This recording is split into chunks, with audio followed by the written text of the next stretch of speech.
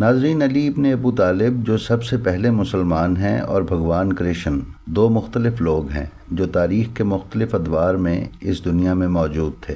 بھگوان کرشن کی پیدائش تقریباً 3300 قبل مسیح میں ہوئی تھی اور حضرت علی کی ولادت تقریباً 600 عیسوی میں ہوئی۔ یہ دونوں اپنے زمانے کی عظیم ترین شخصیات تھے۔ یہ دونوں عظیم فلسفی تھے اور خدا کے بندے تھے۔ دونوں سب سے زیادہ بہادر، اور ان دونوں کو اپنی عبادت کے دوران ہی قتل کیا گیا تھا۔ بھگوان کرشن کو یوگا کے مراقبے کے دوران تیر مار کر قتل کیا گیا اور حضرت علی علیہ السلام کو نماز کے دوران زہریلی تلوار کی ضرب لگا کر نماز کے دوران شہید کیا گیا۔ دونوں کا اپنی ولادت کے بعد سانپ اور اژدہے سے مقابلہ ہوا۔